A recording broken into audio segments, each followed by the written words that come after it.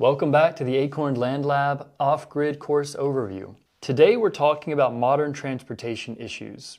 We've moved into a new chapter, we're past sanitation, and we're talking about how transportation factors into off-grid living, particularly here in America, in North America. So modern transportation is so different than it was even just 120 years ago. Back in the early 1900s, cars had not come onto the scene. The US was far more provincial, with small towns that were thriving. The 1920s are considered the peak of small town life in North America by many studies. It's when small towns were providing much of their needs directly. Farming communities were alive and well. In the 1920s, we didn't have the federal highway system. We didn't have a landscape dominated by cars and suburbia. All of that happened after World War II and leading up to. So the world we live in truly is an experiment. And frankly, the car experiment is one that is failing dramatically. Last year, over 7,600 people died being hit by cars walking, as they were just walking as a pedestrian. In 2010, that number was 4,302. That's a 77% rise. So either people are driving way more recklessly, which I'm sure is a cause and a factor. People are trying to walk more in car-centric areas. There's probably many different factors going into that 77% rise, but the number of pedestrian deaths continues to skyrocket.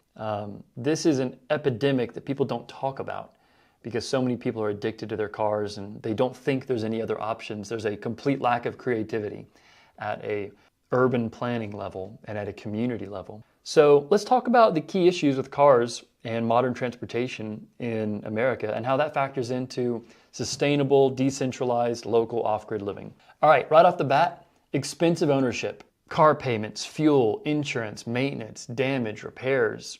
The annual cost of owning a car in 2022 was $10,728 a year. That is $894 a month.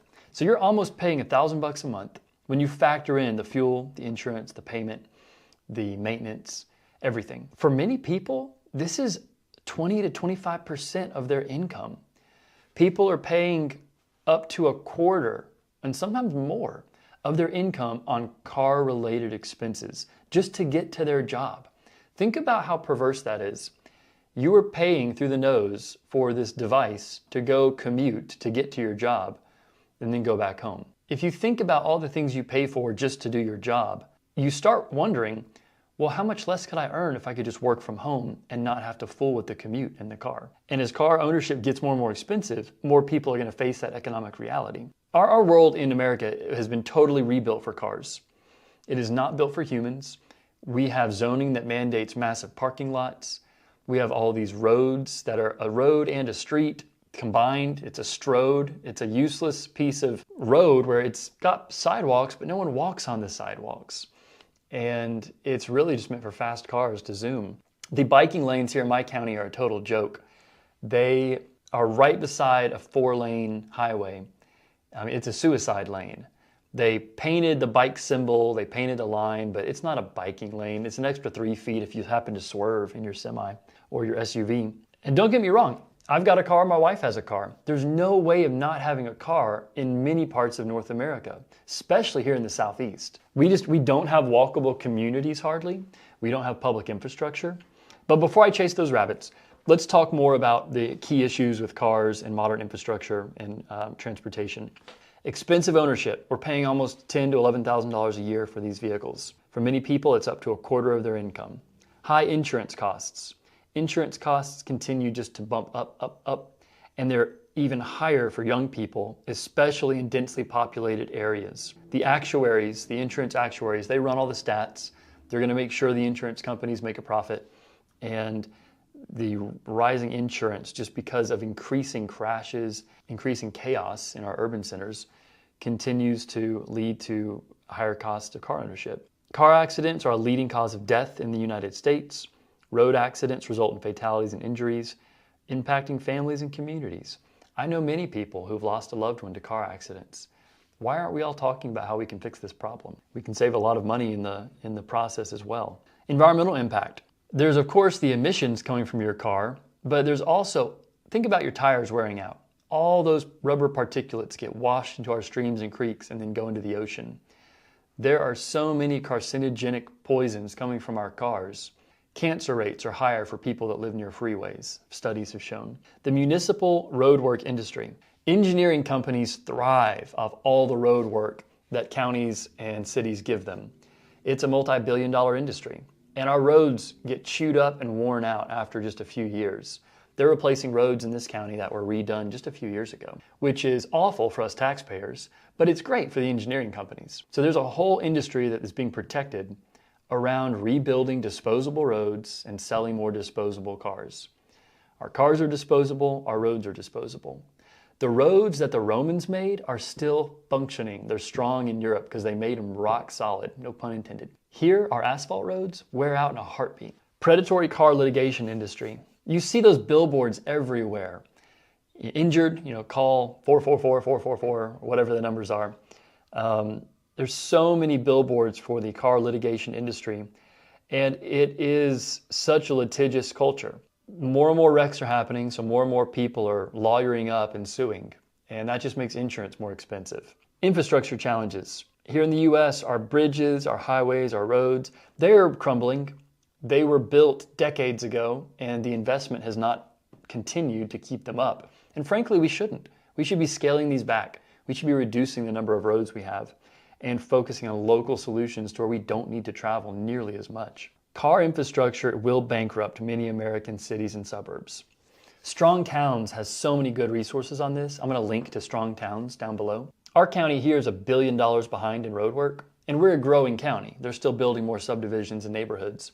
If you look at the way the math works, it's like a Ponzi scheme. The county can continue to function as long as more houses are being built, more new people are moving in. But when the county plateaus, that's when urban decay begins. We've seen this in Detroit. We've seen this in Rust Belt cities.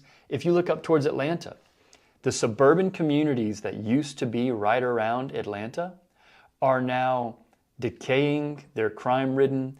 There's a total lack of investment. It's because the infrastructure is so expensive to maintain. When folks build those communities, they live in them while they're new, then they move out, and then that area falls into decay and disrepair, and crime sweeps in, and it really has a whole lot to do with urban planning, car infrastructure, and how unsustainable that model is financially. Of course, there's our dependency on fossil fuels and all the geopolitical issues and military conflicts that come with that, traffic congestion, health impacts, sedentary lifestyles. Americans are so sick and unhealthy. Car culture has a huge hand to play in that. Urban planning challenges. Many people want to live in a walkable community, but because there are so few walkable communities, those places are so expensive to live in. Think about historic downtowns. The house my wife and I purchased is in a historic downtown, and we were blessed to be able to buy it before this place started to gentrify. But because modern zoning laws effectively make walkable areas illegal because they give preferential treatment to cars, there's such a limited number of walkable areas, it seems like those are only for the wealthy. When walkability should not be a gift only for the rich, it should be for everybody.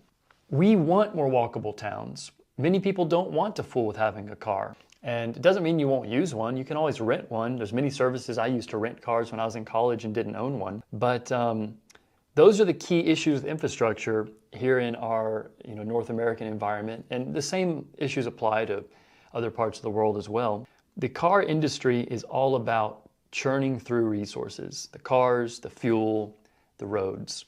If we redesign communities to where we're getting our water locally, we're growing way more of our food locally, we have more entertainment locally. If we go local, the need for cars plummets. You might have heard of the Michelin stars with fine dining. The Michelin concept was created by the Michelin tire company as a way of getting people to drive more to restaurants to use up their tires, which I think is hilarious. We equate Michelin with fine dining, but it was a gimmick to begin to get people out and about to put more wear and tear on their tires visiting restaurants. We're likely going to see less roads overall in the US as we can't afford to continue this pace of infrastructure. It is not a bad thing, actually, at all. We need to be reducing lanes and increasing all types of other greenways and green spaces. Now, as much as I want to dive into all the engaging and interesting solutions to these issues, we're going to save the solutions for the videos coming up. So we need a whole culture shift around cars. We need to move away from having 2 cars per family because it's such a financial drain.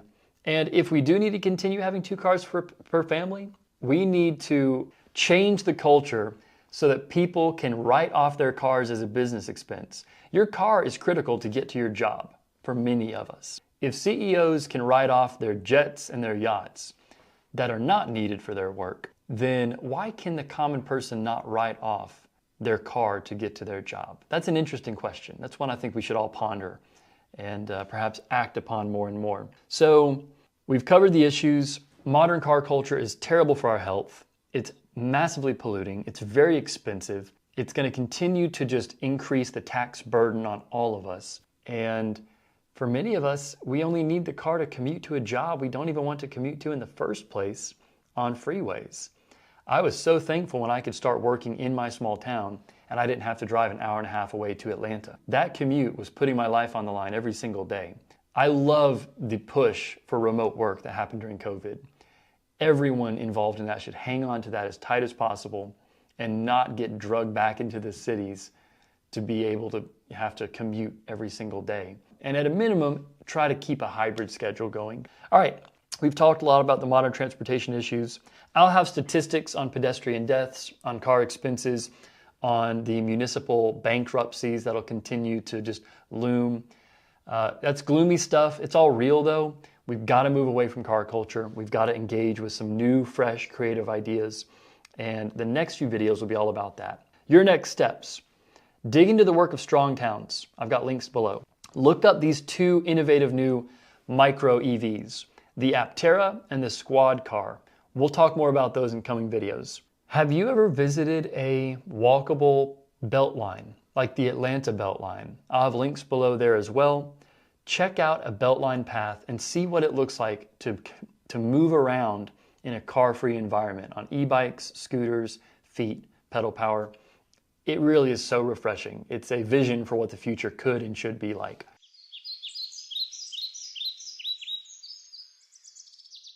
We're going to talk about innovative new transportation systems today and a vision for where transportation could go. If you think about transportation on a spectrum, you've got public transportation over here, like large-scale public transportation like trains, the train systems they have in Europe, Japan, England, where it takes a massive amount of public cooperation to build these projects, but they work very, very well. And then on the far end, you've got super lightweight individual transportation systems like a bicycle. Very small, compact, affordable, but built for one person and one person alone. In the middle, we have cars. Cars are the predominant way all of us Americans get around. They really are kind of like the worst of both worlds at this point for many of us, cost-wise, traffic-wise. We talked about all that in the last video. We're not going to dive into that. Today, we're going to focus on innovative systems to move away from that middle of cars, but to move to the left and the right with bigger public transportation systems and smaller, individual, more inexpensive transportation systems. Because we're paying a fortune for our cars in the middle of that spectrum where we should be working collaboratively for public systems. And then for the individual needs, we use much more affordable micro EVs and other lightweight transportation systems. Here's what we're not going to talk about really today. I'll hit on it here at the beginning. Mainstream EVs. Mainstream EVs they're interesting and they get a lot of attention. Tesla, Rivian, Lightyear. But if you really boil them down, at the beginning of their lifespan, they're far more ecologically damaging than a gas-powered vehicle with all the resources that have gone into building it. So they're already more polluting from the moment they're created. If you power them on renewable energy over their lifespan, they can become a little bit more sustainable. But who's to say people are going to actually do that? Many EVs are being powered by electricity from the grid coming from coal plants. So there's a bit of a bait and switch with mainstream EVs right now. The technology is not bad, but all we're doing is replacing massive cars with massive cars. The electric Hummer is truly a joke. It's ridiculous that even exists. With the limited resources for lithium-ion batteries, electrifying a Hummer seems insane. While there's nothing bad with the status quo of EVs per se, it's not improving much. It doesn't improve car culture. They're more expensive for all of us to purchase. they're not less environmentally damaging, and it's still just riding in a big car. Fundamentally, nothing is really changing. So we're talking about truly innovative materials today, not just electrifying the average vehicle like we are seeing with many companies. Mark Mills has some great information on this. He has really broken down the mineral availability, the costs of lithium batteries, the difference that EVs today are or are not making. I'll link to Mark Mills' work down below. He's just a pragmatist, and I appreciate that. There's another video, a TED Talk I'm going to link to, talking about how if you really want to make a difference financially for yourself and environmentally, hybrid cars truly make more of a difference than gas-powered or a large-scale EV. But without further ado, let's dive into the innovative concepts that are coming and that are on the horizon. And I'll give you a hint, they're all small. They're small micro vehicles that could lead to a whole new way of getting around if we can just divorce ourselves from the modern car infrastructure. One of my favorites is the Aptera solar car. This little company's been struggling to get off the ground and have liftoff. I've pre-ordered one because I'm really rooting for them. I know other folks like Ben who's pre-ordered one. We want this company to work.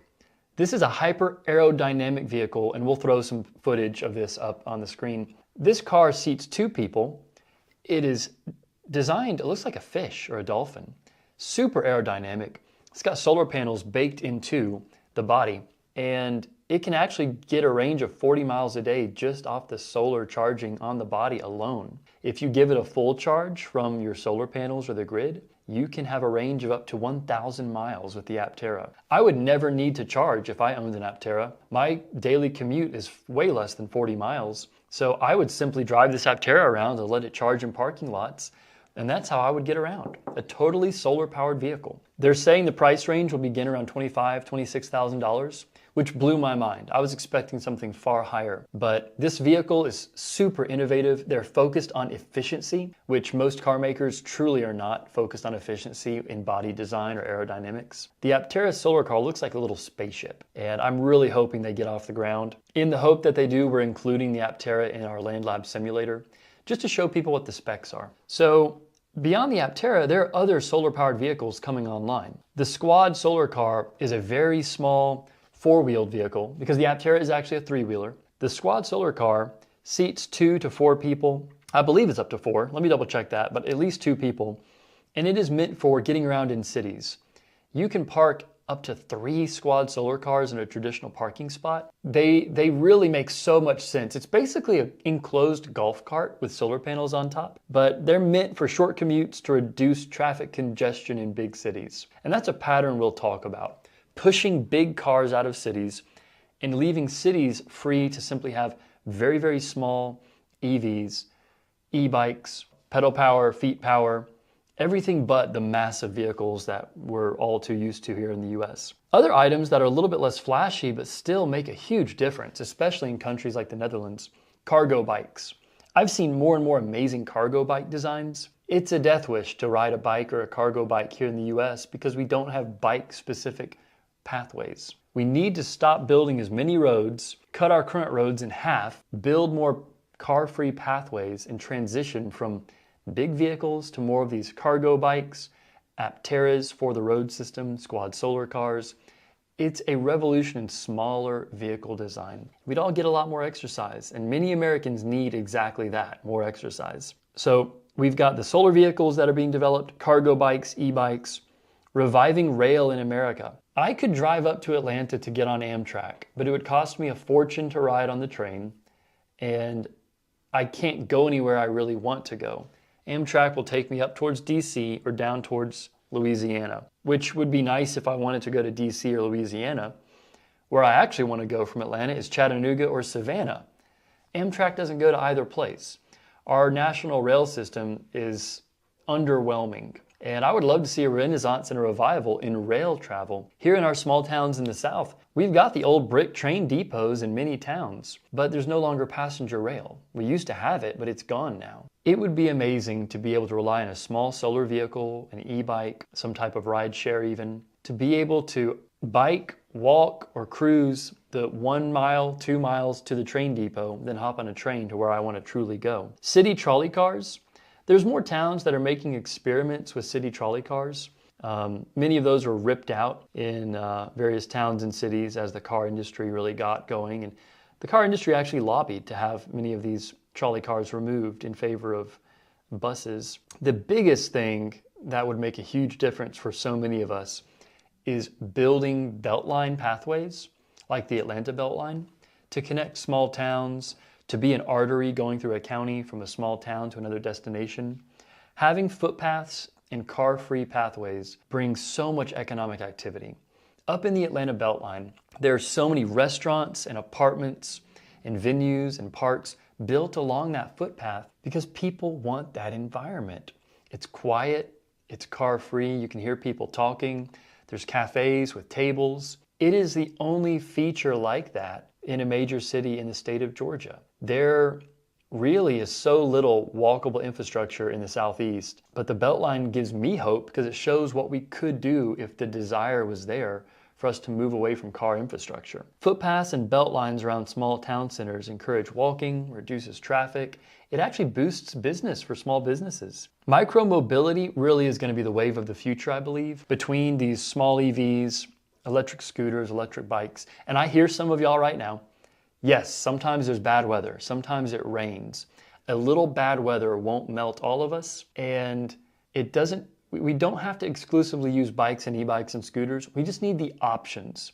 The Squad Solar Car being totally enclosed, the Aptera, those are options that are great for inclement weather. Having more car-free zones in downtowns has proven itself to work well in stimulating business and walkability. In Europe, they're pushing cars out of cities more and more and more.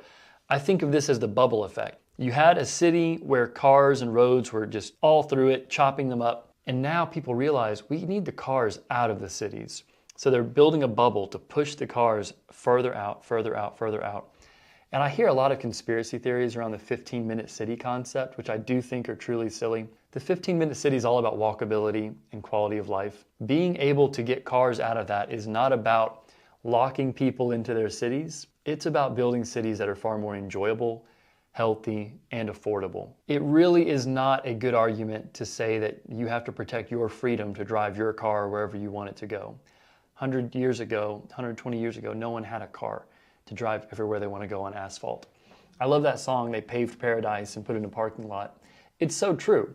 And if you're fighting to have your ability to drive your car anywhere you want, you're really working against affordability, human health, the ability to be able to have enjoyable downtown areas. And I'm not saying cars don't have their place. They're great for going from a city to another city on the edge of the city. But cars should go to cities, not through cities. So we've covered most of the innovative concepts here. Check out the Aptera and the Squad Solar Car. Research the Eli car. There are more small EVs being designed in other parts of the world that have great promise. And I'm not just sold on the small EVs. If there were small gas-powered vehicles that could operate not with the large cars and the SUVs, the point is going smaller. EVs are obviously preferable since they're going to be quieter and have no emissions where they're operating.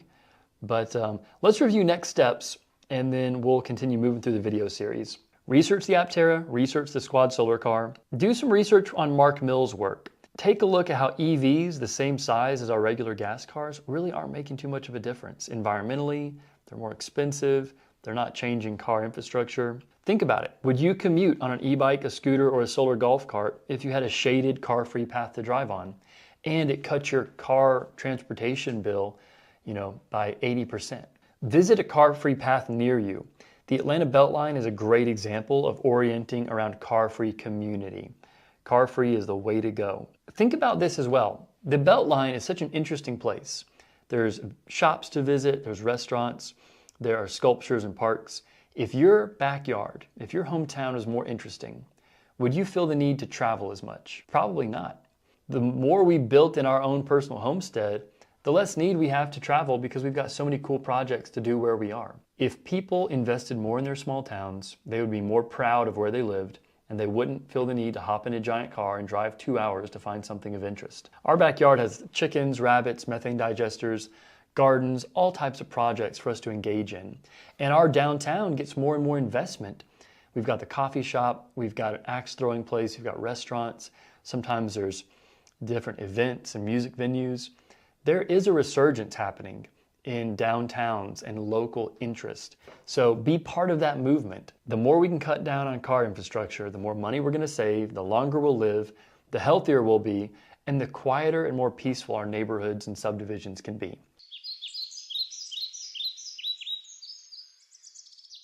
We're going to dive into car-free pathways for microtransit a bit more.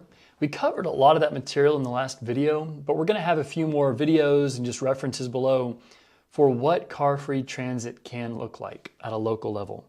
So let's start off with talking about the benefits of a beltline or a rails to trails project like the Silver Comet in Smyrna, Georgia. There's another rails to trails project called the Cricket Frog Trail in Covington, Georgia. Both of them are connecting little towns together, connecting neighborhoods together, and they're just a wonderful addition for communities. So benefits of car-free pathways and beltlines. Small business boost. It's a great location to put small restaurants and businesses with the foot traffic, especially on bigger ones like the beltline. Tranquil environment. The Japanese have that term, I believe it's shirin-yoko. I'm probably butchering the pronunciation, but forest bathing. Tranquil environment. Car-free streets, car-free pathways create such a peaceful place where folks can reconnect with nature. And it allows people more time to relax, to talk, to walk. I envision a world where we've got these pathways and there are tiny homes, there are yurts, there are small, affordable dwellings built off of these connective pathways where eventually we wean ourselves off of needing cars for every household to where you can bike, you can walk, you can take a small EV to the local grocery store, farmers market, cafes. Basically a renaissance of small town living. Community gathering spaces. Car-free areas become gathering points for community events. Parks and amenities. The Silver Comet pathway up in Smyrna, Georgia had a number of parks along it. I'd take a bike ride for miles and you could swing off into a park and enjoy that zone. Same with the Atlanta Beltline and the Cricket Frog path in Covington, Georgia. Restaurants and cafes are a natural fit to be just scattered along one of these pathways. It promotes an active lifestyle. One of the reasons healthcare costs are so high in the US is it's a sick nation. Obesity is higher than it's ever been. People have more episodes of heart disease, depression, anxiety. Our health issues are booming, unfortunately, and a lack of activity is part of that. Attractive real estate. So up on the Atlanta Beltline, that was a catalyst for gentrification, and that has its own set of challenges, but it is better to gentrify than to not to. So if we have pathways going up all over the place, we'll see less gentrification because it won't be as unique. We'll simply have affordable, livable environments that are walkable for more people. Gentrification happens when it's a scarce commodity. Mixed-use development. This is a key aspect we need to push for in zoning. Our current zoning prevents us from having a little corner shop cafe in the suburbs. We need to be able to have mixed-use zoning to where I could have a tea shop in my front yard just a few feet away from this long pathway where people are biking and walking. That is real freedom. That is the ability to use your business skills, to use your property in a way that's beneficial for the broader community. Massive reduction in pollution and noise. Car-free areas and pathways reduce emissions, noise, air pollution. Having these car-free zones, these walkable, bikeable pathways for small EVs as well, it's a catalyst for urban renewal. There are some towns that have car-free pathways that are pretty engaging. Peachtree City, Georgia is worth looking up. I'll put a link down below. Peachtree City, Georgia has golf cart paths all over the place. Many people have golf carts just to get to the store, and that's something we should replicate in more zones. Enhanced safety. It is a lot more difficult to be injured when you are walking, scootering, or biking rather than flying on 2,000 pounds of metal on a freeway. Tourist attraction and community identity. Having people invest in unique spaces will bring more people from other towns to visit. And your community will become proud of that focal point, that feature. Environmental conservation. Green corridors along car-free paths support biodiversity and urban ecosystems. Reduce traffic congestion. The more people that are using the car-free infrastructure means the less people are competing in traffic on the car-focused roads. Inclusivity and accessibility. Car-free pathways are accessible to all types of people. There's many folks that can't drive cars. A car-free pathway is good for children, it's good for the elderly, and everyone in between. All right, your next steps. Visit a beltline like the Atlanta Beltline. Write to your city or county leaders petitioning for a walking path feature and more car-free infrastructure. Show friends and family cargo bikes, e-bikes, Aptera, Squad Solar. People don't know about these things here in the States. They need to. If you show other people these innovative methods, if you get with your local leaders, there is a solid chance you could be the catalyst for kicking off a green space trail that revitalizes your small town or urban district.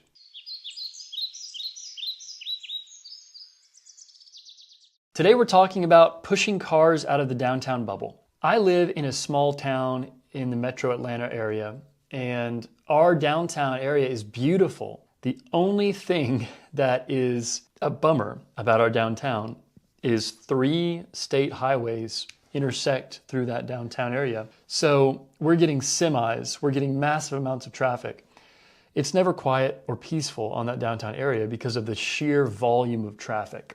Traffic has only been booming in the metro Atlanta area for the last 30 years plus, and will continue to do so as the Sunbelt area grows more. Our downtown areas have definitely suffered because of the increased wear and tear and noise and pollution from cars. The idea of pushing cars out of downtowns, of having a bubble of protection around downtowns, really is so appealing and beneficial for so many reasons. America is such a massive country. We do need cars. Cars are not a bad thing. We should have more rail.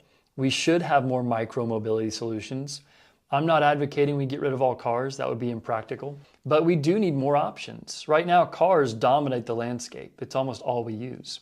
Pushing cars out of downtowns can show people how wonderful a walkable downtown can be once again. Having cars flying down the roads is almost like having an endless abyss when you're walking through your downtown. You and your children could be a few feet away from a fatal accident if you misstep. And that's no way for our communities to operate. The vision that I've read more about, the vision that makes sense to me for off-grid communities, for rebuilding local communities, for sustainable communities, is pushing vehicles out of the downtown area, small towns, big cities, having cars come up to the edge, the perimeter. That's where you can park them, that's where you can leave them. Then having bikes, e-scooters, e-bikes, golf cart style vehicles that are quiet, that are slow, for navigating the interior of the city. Cars should go to a city, not through a city. The freeway system, the interstate system, has cut through so many beautiful cities and caused so much damage to historical cities and areas. And it's such a shame because we're so focused on having the roads go everywhere. It's almost like there's no destination. The roads just continue on, squashing communities and cities. We're not asking ourselves, why are we building all these roads? Why not rebuild a local environment where we don't need to be punching freeways through cities and highways through small towns? So, benefits of car-free downtown areas and urban bubbles. Small business boost. Car-free downtowns attract way more foot traffic for local businesses. Pedestrian-friendly environment. We shouldn't call them pedestrian deaths. Pedestrians don't cause the deaths. It's cars. They're car-related deaths. Cars that are killing pedestrians. Cleaner air and reduced pollution, noise reduction, promoting active transportation for a healthier society, cultural and social engagement. There's a reason Americans like to travel to Europe. There are more car-free zones because it was built in a car-free epoch. The US was so new, it was readapted for cars fairly quickly in the early 1900s. We had walkable infrastructure, but we destroyed it with the advent of the car. Accessible urban design, public space enhancement, boosting real estate values, reducing congestion, tourist appeal, environmental conservation, safer streets. All those are benefits of having that bubble. It's going to take a lot of work, and it's a big societal shift. I've been talking a lot about downtowns. Even living off grid, I want to be near a downtown that's vibrant, with a vibrant community. And the reality is most of us will always have cars, but what a difference we could make if we all just needed one car per family and a few micro EVs or more bikes. Everything I've been communicating about transportation and the current failings in the system is not an attempt to eliminate car culture. Right now, this is our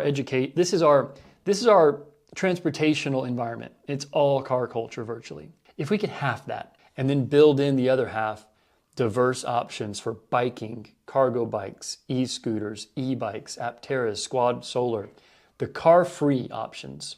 Because right now we don't have car-free options. You have to have a car to function in most of the US. We need car-free options, and that's what this is all about. Your next steps: visit a car-free community. I'll have a link to some communities below. How much do you spend on your car yearly? Is it really how you'd like to spend that money, whether it's $5,000, $6,000, $7,000, $10,000? Would you prefer to travel on an e-bike, scooter, bike, squad car? Find a local Beltline. On the Atlanta Beltline, we're able to go up there and rent scooters, rent e-bikes to see what it's like to cruise quietly down a shaded path and be in a car-free environment, which is pretty amazing. All right, that's it for now. I'll see you in the next video.